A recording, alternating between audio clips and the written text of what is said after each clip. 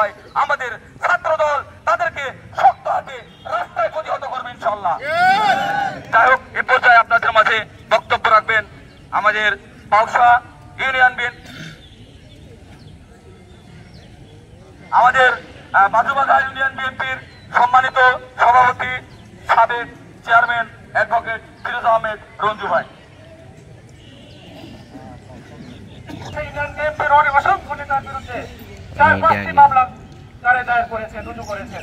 মামলাগুলো সম্পূর্ণ মিথ্যা মামলা কিন্তু তারা দায়ের করেছেন। প্রিয় ভাই আমার, এই সময় এসে এইভাবে একটু আগে শামীম বলেছেন মুক্ত রাজনীতি যারা করে বাংলাদেশ জামাত ইসলাম তারা কিন্তু এই হাজু করেছেন। এটি কিন্তু আমরা মনে করি এটা কিন্তু এই সময় চারটিখানে ব্যাপার নয়।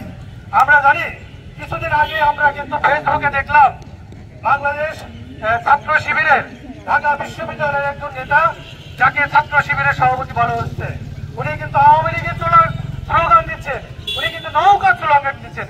কিন্তু বাংলাদেশ জাতীয়তাবাদী ছাত্র দলের নেতৃবৃন্দ রাজীবের মতো অসংখ্য ছাত্র নেতা যারা কিন্তু নৌকা স্লোগান কখনো দেন নাই, অর্থাৎ তারা কিন্তু বেইমানি করেন নাই দলের সাথে, মুখোশধারী কোনো দল করেন নাই, যারা বাংলাদেশ ছাত্র শিবির করেছে। আমরা মনে করি বাংলাদেশ ছাত্র শিবির বা বাংলাদেশ জামাত ইসলাম যেটা করেছে এটা আমরা তাদেরকে তীব্র প্রতিবাদ জানাই। রাজীবকে যেভাবে হত্যার উদ্দেশ্যে আহত করা হয়েছে তারও আমরা বাদবাকি তীব্র নিন্দা জানাই। আমরা মনে করি এইরকম ভাবে রাজীবের মতো তাদের সকলকে এইভাবে যারা মারতে শুরু করে, আমি একটু বলি, আমি সাবেক চেয়ারম্যান ছিলাম বাদবাকি ইউনিয়নের, ভাগ দিতে হবে কেন? আমার সাথে কিন্তু তারা অন্যায় আচরণ করার চেষ্টা করেছিল, কিন্তু আমি বলেছিলাম দয়া করে আপনারা কোটি সংখ্যক যারা আছেন আমাদের সাথে লাগতে আসবেন না।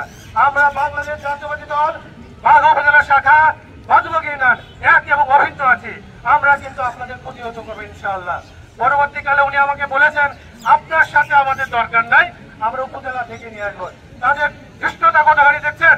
তারা কিন্তু বলতে চায় মাঠের রাজনীতি যারা ফেল করে তখন কিন্তু তারা বিভিন্ন কায়দা কৌশলে প্রশাসনের মাধ্যমে তারা হাতিয়ে নেওয়ার চেষ্টা করে।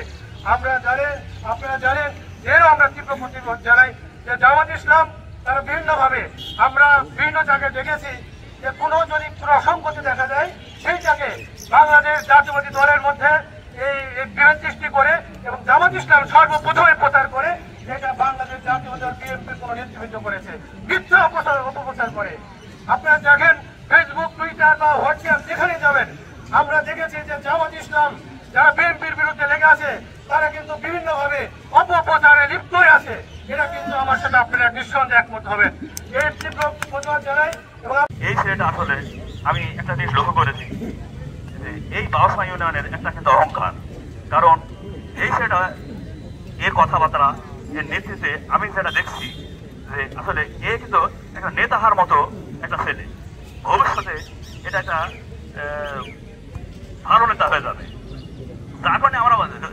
যার কারণে কিন্তু তার প্রতি এই হামলা, যাতে এই দলে কোনো নেতৃত্ব গড়ে উঠতে না পারে, এটা আছে তাদের প্রতি হিংসা।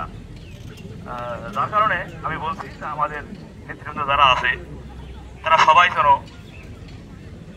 তাদের মধ্যে ঐক্য বজায় রাখে